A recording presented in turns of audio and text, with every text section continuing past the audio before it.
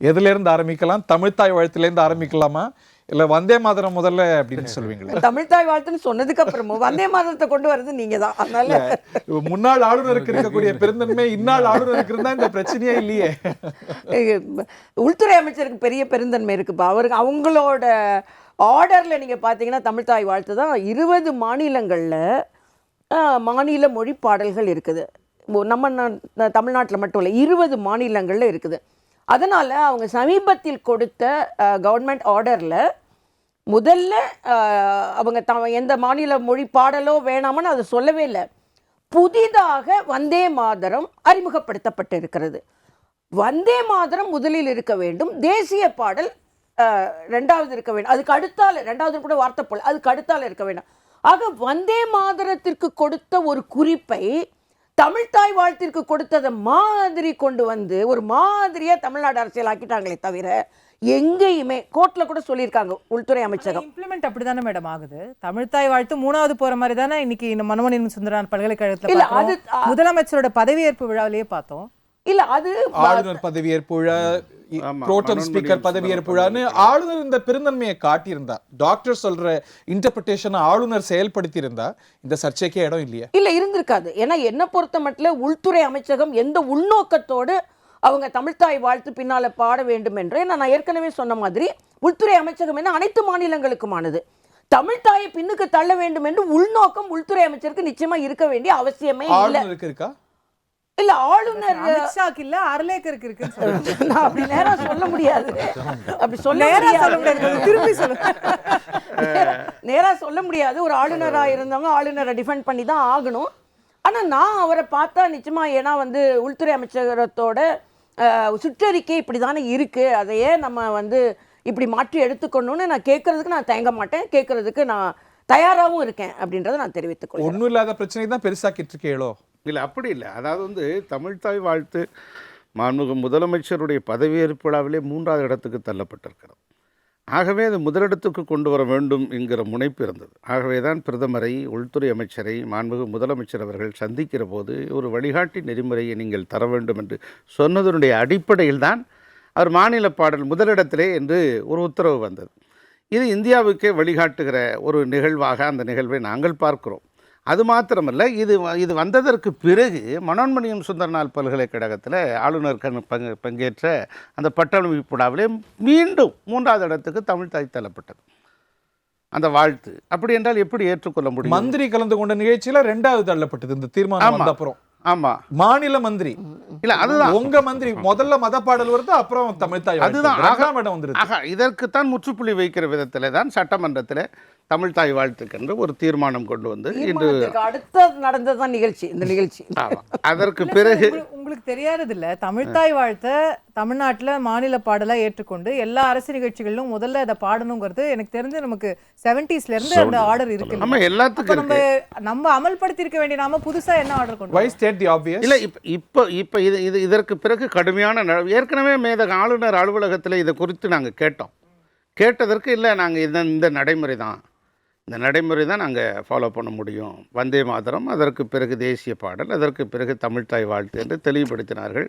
அதைத்தான் பல்கலைக்கழக நிகழ்வுகளும் சொன்னார்கள். ஆகவே மிக உறுதியாக இந்த தீர்மானம் நிறைவேற்றப்பட்டதற்கனுடைய அடிப்படையில் மிக உறுதியாக இனி எல்லா இடங்களிலும் இதே மாதிரி மாநில பாடல்தான் முதலிடம், தமிழ்த்தாய் வாழ்த்துக்குத்தான் முதலிடம் என்கிற நிலைப்பாடு உறுதியாக இருக்கிறது. எல்லா விஷயத்திலையும் தீய சக்தி, தூர்ந்து போன சக்தின்னு சொல்கிறேன். நீங்கள் இதற்கு ஆழமான அடித்தளமிட்டது அவங்க தான். தமிழ்த்தாய் வாழ்த்த மாநில பாடலாக கொண்டு வந்தது அவங்க தான் என்பதை சேர்த்து அங்கீகரிக்கணும்ல? இல்லை, அதாவது 50 ஆண்டு காலம் 30 ஆண்டு காலாக ஆட்சியில் இருந்தாங்க திமுக. 30 அது கூட செய்யலைன்னா அப்புறம் எதுக்கு ஆட்சியிலேருந்து என்ன பயன்? இல்லை, என்ன பயன் கேட்குறேன். தமிழ்னு சொல்லி ஆட்சிக்கு வந்தாங்க, சரி வரவேற்கிறோம். ஆட்சிக்கு 30 ஆண்டு காலம் நீண்ட நெடிய பயணத்திற்கு பிறகும் கூட நாங்கள் தான் தமிழ்த்தாய் வாழ்த்த கொண்டு வந்தோம்னா சரி, அது கொண்டு வர்றது தானே உங்கள் வேலை, டியூட்டி. ஆட்சிக்கு கட்சி ஆரம்பித்து ஆட்சிக்கு 2 வருட ஆட்சி கட்சி ஆரம்பித்து ஆட்சிக்கு 100 நாட்கள் தானே ஆயிருக்கு. இது படிப்படியான பல்வேறு ஆக்கப்பூர்வமான திட்டங்களை செயல்படுத்துவோம்ல, அதை தான் நீங்கள் பார்க்கணும். இதுக்கெல்லாம் கிரெடிட் கிடையாது, உங்கள் கடமை. உண்மை கடமை தானே, அதில் மாற்று இல்லையே. யார் செஞ்சாலும், அவங்க செஞ்சாலும் சரி, நாங்கள் செஞ்சாலும் சரி. 30 ஆண்டு காலத்திற்கு பிறகு கொண்டு வரல திமுக, முதல் 5 ஆண்டிலே கொண்டு வந்தது. இருமொழி கொள்கையையும் முதல் 5 ஆண்டிலே கொண்டு வந்தோம். தமிழ்நாடு என்று பெயர் வைத்து அழகு பார்த்ததும் முதல் 5 ஆண்டில். தமிழ்த்தாய் வாழ்த்து இதுதான் என்று சொன்னதும் திமுக முதல் 5 ஆண்டில். அதைவிட மிக முக்கியமாக சொல்லுகிறேன், அண்ணன் வைகை செல்வனுக்கு ஞாபகம் இருக்கும் என்று நம்புகிறேன், இந்திய மாநிலங்களில் முதலாக சட்டத்தை தமிழில் நிகண்டு கொண்டு வந்து பேரறிஞர் அண்ணா கொண்டு வந்தது. அதன் பிறகு அவர் குறுகிய காலத்தில் காலமாகிவிட்ட காரணத்தினால் தலைவர் கலைஞர் வந்த பிறகுதான் ஒரு மாநிலத்தில் தமிழில் சட்டத்தில் நமது நீதிமன்றங்களில் விவாதம் நடந்ததும் திமுக ஆட்சியில்தான். தமிழ்த்தாய் வாழ்த்தில் சகோதரி மிக லாவகமாக அப்படி தள்ளி போகிறார். நான் அந்த அறிக்கை வரும்போது நான் பாராளுமன்றத்தில் இருந்தேன். படித்து பார்க்கிற போது என்னன்னா தமிழ் வாழ்த்தை பற்றி, மாநில பாடலை பற்றி எதுவும் பேசாமல் போயிடுறாங்க. ஓகே, நீங்கள் தேசிய பாடல்னு ஒன்று கொண்டு வர்றீங்க, ஆனால் தேசிய பாடல்னு ஒன்று அங்கீகரிக்கப்படவில்லை அரசியலமைப்பு சட்டத்தில் என்பதை உச்சநீதிமன்றம் 2019 பாரதிய ஜனதா கட்சியினுடைய உறுப்பினர் ஒருவர் தொடர்ந்த வழக்கில் மிக தெளிவாக சொல்லுகிறது. நேஷனல் சாங் என்று ஒன்று அரசியலமைப்பு சட்டத்தில் இல்லை. ஓகே, நீங்கள் கொண்டு வரீங்க, கொண்டு வந்து உள்ளே கொண்டு வரும்போது அக்கா சொன்னது சரி.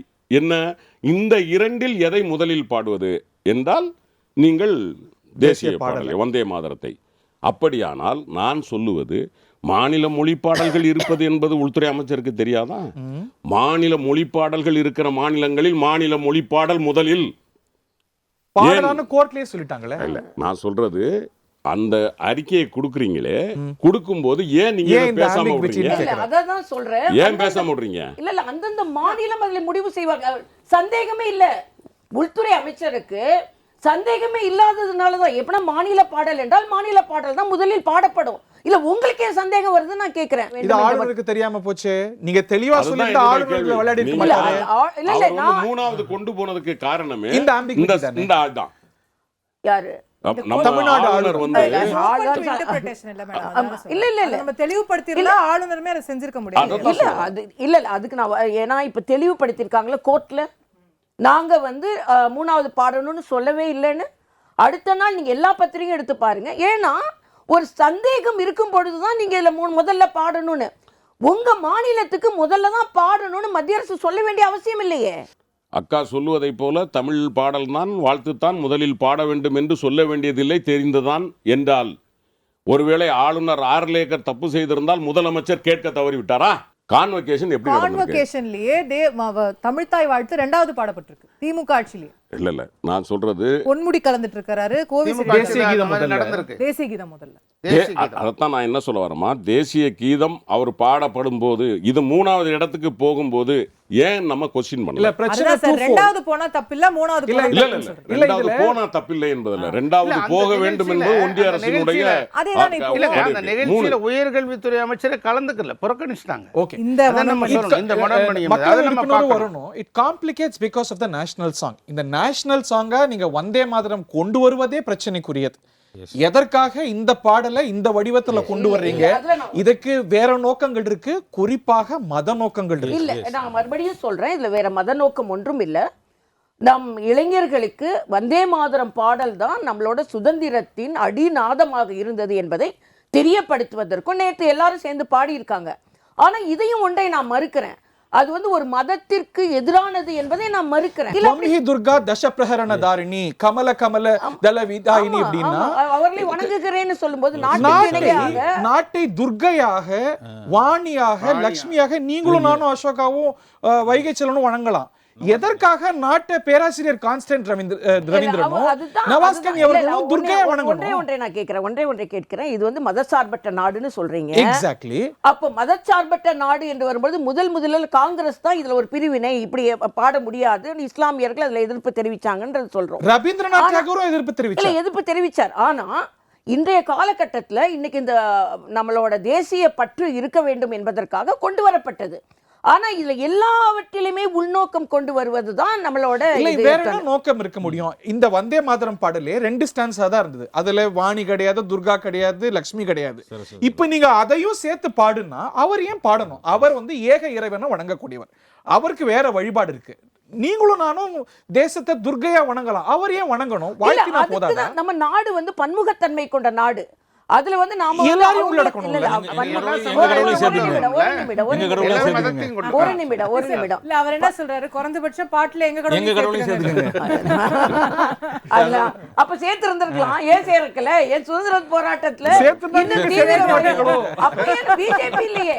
ஒண்ணே ஒண்ணு நான் கேக்குறேன், அப்ப பிஜேபி இல்லையே. நீங்க தானே இப்ப சேர்த்தது. இல்ல, இல்ல, அப்ப பிஜேபி இல்லையே. அப்ப நீங்க சேர்க்கணும்னா எல்லாரும் சேர்ந்திருக்கலாம். அப்போ பிஜேபி இல்லாத போது 2 ஸ்டான்ஸா போதும்னு முடிவெடுத்தாங்க. பிஜேபி வந்தப்புறம் தான் துர்க்கையை வாணி லட்சுமியும் இல்ல, சேர்த்தீங்க. இல்ல, நான் ஒரே ஒண்ணுதான் கேக்குறேன். தேசிய இப்ப- பாடல். இல்ல, இல்ல, தேசிய பாடல்ல நம்ம இந்து மத கடவுள்கள் வரும்பொழுது அதை பாராபட்சமாக பார்க்காமல் அது தேசியத்தின் அடிநாதமாகத்தான் பார்க்க வேண்டும் என்பதுதான் இன்றைய இந்த தேசியத்தின் நமக்கு ஒரு என்ன வாசிக்கிறீங்க? அதனால இல்ல, ஒரு நிமிடம். அதாவது இந்த பன்முகத்தன்மை பிஜேபிக்கு இருக்கிற மாதிரி மற்றவர்களுக்கும் இருக்க வேண்டும் என்பதுதான் நமது கோரிக்கையாக இருக்கிறது. வந்தே வந்தே மாதரத்தில் பாடல். பன்முகத்தன்மை இல்லைங்கிறது தானே இப்ப பிரச்சனையாவும்.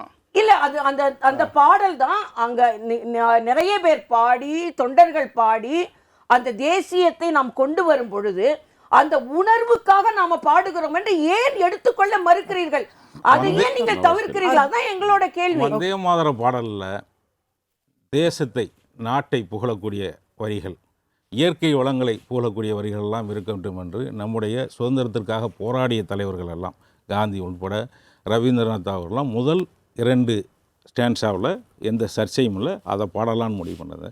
இன்றைக்கு இந்து மத கடவுள்களெல்லாம் உருவ வழிபாடு எல்லாம் சொல்லக்கூடிய லட்சுமி, சரஸ்வதி உள்ளிட்ட தெய்வங்களை எல்லாம் மற்ற இந்த நாட்டிலே இருக்கக்கூடிய இஸ்லாமியர்களாகட்டும், கிறிஸ்தவர்களாகட்டும், மற்ற மதத்தை சேர்ந்தவர்கள் இதை எதற்காக பாட வேண்டும்? அடுத்து கடவுள் நம்பிக்கை இல்லாதவர்கள், ஏத்திஸ்ட் இருக்காங்க, அவங்களாம் இதை எதுக்காக பாட வேணும்? அப்படி அவங்க சொல்கிற மாதிரி இது வந்து ஒரு பன்முகத்தன்மை கொண்ட நாட்டில் இல்லாத எல்லா கடவுளையும் சேர்த்துக்கங்க அதில்.